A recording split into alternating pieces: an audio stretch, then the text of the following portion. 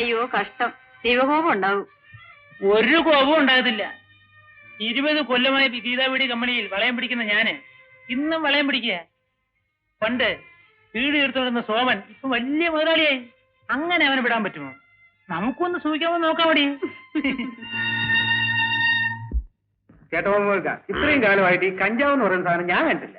ഏതായാലും നമ്മളെ കൂട്ടത്തിലുള്ള ആരെങ്കിലും അറിയാതെ ഈ ചതി നടക്കൂല. ഏത് നരകത്തിൽ പോയി ഓടിച്ചാലും ആ ചെകുത്താനെ നമുക്ക് കണ്ടുപിടിക്കണം. അമീദ് സാർ, അങ്ങനൊരു കാര്യം ചെയ്യും. എല്ലാവരും എണീക്ക്. നമ്മളറിയില്ലേ ഒരത്ഭുത മണിയുണ്ട്. പഠിച്ചോനെ മനസ്സിൽ വിചാരിച്ച് നമ്മൾ ഓരോരുത്തരും തൊട കുതികാല് വെച്ചിരുന്ന തൊട്ട ഉടനെ മണി അടിക്കും. ഭീമാപ്പള്ളിയിൽ നിന്നും ഓതിക്കൊണ്ടുവന്ന മണിയാണ്.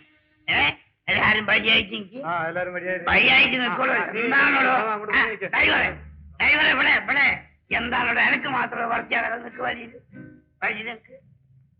എല്ലാവരും ശരിയായിട്ട് നിന്നാ ഇനി നമ്മള് ഓരോരുത്തർ തൊടാം. വഴി എങ്ങനെ ശരിയാണ്? അല്ലോ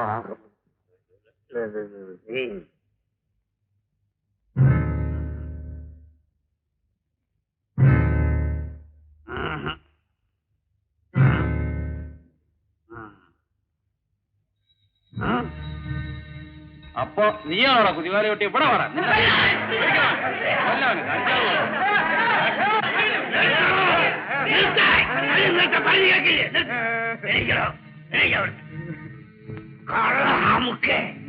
സത്യം പറഞ്ഞോ, നീയാണോ വീടിന്റെ അകത്ത് കഞ്ചാവ് കഴിച്ചത്? അതെ, സോമനാളി ഇച്ചിരി കാശ് തൊട്ടാ ജാതി ചെയ്തത്. എന്ന ചോറിന് നന്ദി കാണിക്കാത്ത ഹിമാറെ അതിന്റെ മയ്യത്തെടുക്കാണ് വേണ്ടത്. പക്ഷെങ്കിൽ നീ ഒരു മനുഷ്യനായതുകൊണ്ട് അന്നെ നമ്മൾ ആശുപത്രി കൊണ്ടുപോകും.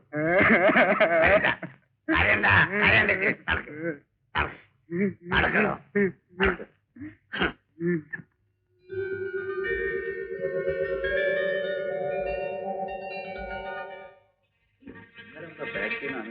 ആശുപത്രി കൂട്ടിക്കൊണ്ടുപോയതാണല്ലോ.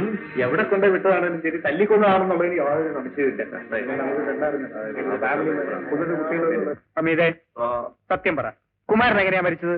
ബഹുമാനായ തമ്പുരാനാണ്, ഞമ്മക്ക് ഒന്നും അറിഞ്ഞൂടാ. ഇൻസ്പെക്ടർ, കുമാരനെ കുറെ തൊഴിലാളികൾ ചേർന്ന് തല്ലി എന്നുള്ളത് ശരിയാണ്. പക്ഷെ അവന്റെ തലയ്ക്ക് ആരും ഇരുമ്പ് വടി കൊണ്ട് അടിച്ചിട്ടില്ല. ചില്ലറ മുറിവുകളോടെ ഹമീദ് അവനെ ഇവിടെ കൊണ്ടുവന്നു. ഞാൻ ഉടനെ തന്നെ അവൻ ആസ്പത്രിക്ക് അയക്കുകയും ചെയ്തു. ഇവിടെ നിന്ന് ആരാണ് അവന്റെ കൂടെ പോയത്? ആശുപത്രിയല്ലേ നമ്മൾ പോയിരുന്നു.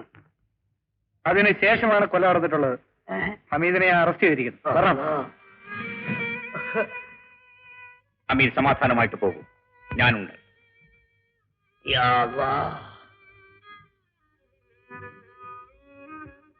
ഇതാ ആരാണ് ഡ്രൈവർ? നീ എങ്ങനെ കൊന്നു? അവൻ ആശുപത്രിയിൽ നിന്ന് വരുന്ന വഴി പുറകെ കൂടെ ചെന്ന് ഇരുമ്പോടി കൊണ്ട് ഒറ്റ അടി കൊടുത്തു. ആള് ക്ലോസ്. മെടുക്കൻ. കൊലപാതക കുറ്റത്തിന് ഹമീദ് അകത്തായി. ജാമ്യം പോലും അവന് കിട്ടില്ല. അവന്റെ കാലക്കേട്. നാരായണ, നമ്മുടെ രഹസ്യം പുറത്തു വിട്ടത് കൊണ്ടാണ് ഡ്രൈവറെ തട്ടിയത്. ആ അനുഭവം നിനക്കുണ്ടാവരുത്. നീ കരയാ, ഞാൻ പോലീസ് സ്റ്റേഷൻ വരെ ഒന്ന് പോയിട്ട് വരാം. ഈ ബാപ്പയെ ഞാൻ ജാമ്യത്തിൽ ഇറക്കി കൊണ്ടുപോയി. അവര് ബാപ്പയെ വെറുതെ വിടുവോ? ഈ ബാപ്പയെ നിനക്ക് നല്ലോണം അറിയില്ലേ? അവര് മുതലാളിമാർ തമ്മിലുള്ള വഴക്കിന് ആ പ്രസാദ് ബാപ്പയെ ചതിയപ്പെടുത്തിയിട്ടുള്ള സത്യം പുറത്തു വരാതിരിക്കും. ഇക്ക ബാപ്പാന്റെ മണി മോട്ടിച്ചത് കൊണ്ടാണ് ഈ കുഴപ്പമൊക്കെ ഉണ്ടായത്. ഭീമാപ്പള്ളിന്ന് ഓതിക്കൊണ്ടുവന്ന മണിയത്. എന്റെ സൈനബ, ഞാൻ നിന്നെ കളിപ്പിക്കാൻ വേണ്ടി പറഞ്ഞതാ. ബാപ്പയുടെ മണി ബാപ്പയുടെ അരത്തിനുണ്ട്. അത് ആടിന്റെ കഴുത്തി കിടന്ന മണിയാ. കള്ളം. കള്ളല്ല. നമ്മള് തെറ്റ് ചെയ്യാതിരിക്കാൻ വേണ്ടി ബാപ്പ കണ്ടുപിടിച്ചൊരു സൂത്രാണ് ആ മണി. അപ്പൊ ഇക്കാന്റെ അരനേറ്റ ശബ്ദമാ? അതൊരു കൊച്ചു ഫോറിൻ അലാറ. കണ്ടോ, നോക്ക്. ഞെക്കിയ മണി അടിക്കും. ഇതന്ന് എന്റെ മടിയിൽ വെച്ച് ഞെക്കിയത് കൊണ്ടാ അന്ന് കൂട്ടമണി അടിച്ചു. ശരിയമ്മേ മോനെ, ബാപ്പ ഞമ്മള് ജാമ്യത്തിൽ ഇറങ്ങി മോനെ. ഓഹോ, ഇൻഷാ അല്ലാ. എന്നാലും മനസ്സാ വാച അറിയാത്ത കാര്യത്തില് ഈ വയസ്സുകാലത്ത് പോലീസ് സ്റ്റേഷനിൽ കയറേണ്ടി വന്നടാ.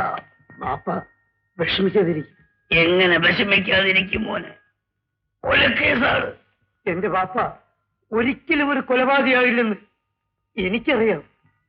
എന്റെ പഠിച്ചവരെ മനസ്സറിഞ്ഞുകൊണ്ട് ഒരു ഉറുമ്പിനെ പോലും നമ്മൾ നോവിച്ചിട്ടില്ല. നീ ഇത് കാണുന്നില്ലേ പഠിച്ചവരെ? നീ ഇത് കാണുന്നില്ലേ? എനിക്ക് അഭിമാനമുണ്ട്. അച്ഛന്റെ തീരുമാനം എന്താണെന്ന് എനിക്കിന്നറിയണം. ഷാൻ, നീ ബഹളം വെച്ചിട്ട് കാര്യമില്ല. അല്പം കൂടി ക്ഷമിച്ചിരിക്കും. ഇല്ല, ഇനി കാത്തിരിക്കാൻ എനിക്ക് സാധ്യമല്ല. എന്നെ തോപ്പിച്ചുകൊണ്ട് ബാബു ആ പെണ്ണിന്റെ കരുത്തിൽ തലയിടുന്നാണ് ഞാൻ ജീവിച്ചിരിക്കില്ല. ഷാൻ, ആ പെൺകുട്ടിയെ എനിക്ക് വിവാഹം ചെയ്യണം. അവളുടെ പേരിൽ കിറുക്ക് പിടിച്ചിട്ടൊന്നുമല്ല. ആണത്തുള്ള അച്ഛന്റെ മകൻ ഒരു ചെറ്റകളുടെ മുമ്പിൽ തോൽക്കാതിരിക്കാൻ വേണ്ടിയാണ്. പറയൂ, ഇക്കാര്യത്തിൽ അച്ഛനെ സഹായിക്കാമോ? ഷാൻ, ശരിയായാലും തെറ്റായാലും ഒരു രംഗത്തും നീ തോൽക്കാൻ ഞാൻ സമ്മതിക്കില്ല. സോമനും ഗീതയും ബാബുവുമെല്ലാം നമ്മുടെ മുമ്പിൽ പത്തി വിടർത്തി നിൽക്കുന്ന സർപ്പങ്ങളാണ്. അവരെ നശിപ്പിക്കേണ്ടത് എന്റെയും ആവശ്യമാണ്. നീ ധൈര്യമായിരിക്കും. ഞാൻ ജീവിച്ചിരുന്നാൽ സിന്ധു നിന്റേതായിരിക്കും. അവളുടെ കഴുത്തിൽ താലി കെട്ടുന്ന നീ ആയിരിക്കും. ഓ, പോയി ആഹാരം കഴിക്കും. പോരാ.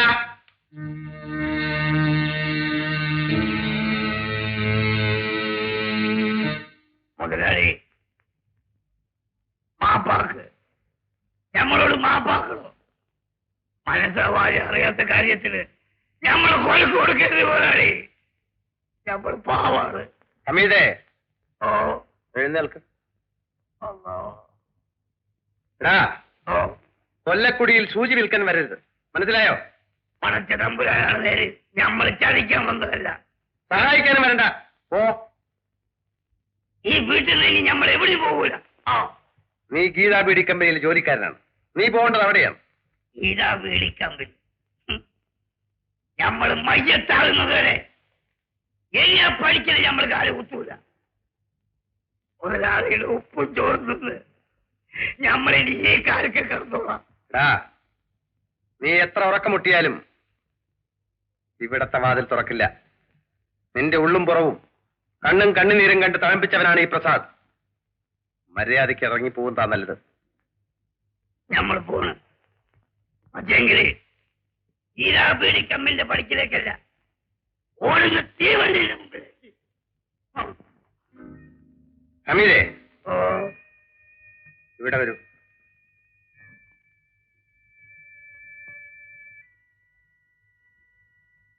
താൻ എന്തുകൊണ്ടാണ് സോമനെ വിട്ടു വന്നിരിക്കുന്നത്? മുതലാളി, പോലീസ് നമ്മളെ പിടിച്ചുകൊണ്ട് പോയിട്ട് ആ ചെകുത്താൻ തിരിഞ്ഞു പോലും നോക്കിയില്ല. ഓഹോ, തനിക്ക് ഞാനെന്ത് സഹായമാണ് ചെയ്യേണ്ടത്? ചെയ്യാത്ത കുറ്റത്തിന് തൂക്കിലേറ്റാണ്ട് നോക്കണോ? അങ്ങനെ തന്നെ രക്ഷിച്ചാൽ മുതലാളിക്ക് വേണ്ടി നമ്മൾ ജീവൻ കളയും. ഞാൻ ഹമീദിനെ വിശ്വസിക്കുന്നു. പക്ഷെ എനിക്ക് തരേണ്ട പ്രതിഫലം മരണത്തേക്കാൾ വിഷമമുള്ളതാണ്. എന്ത് പറഞ്ഞാലും നമ്മൾ ചെയ്യും. എങ്കിൽ നീ പഴയ രീതിയിൽ തന്നെ സോമന്റെ കമ്പനിയിലേക്ക് പോകണം. അവിടത്തെ എല്ലാ നീക്കങ്ങളും രഹസ്യമായി എന്നെ അറിയിക്കണം. നമ്മളെ സത്യം ചെയ്യും. മുതലാളി, നമ്മളെ പേര് ഹമീദ് എന്നാണെങ്കിൽ മുതലാളി പറയും പോലെ നമ്മൾ ചെയ്യും. ഇത് സത്യം.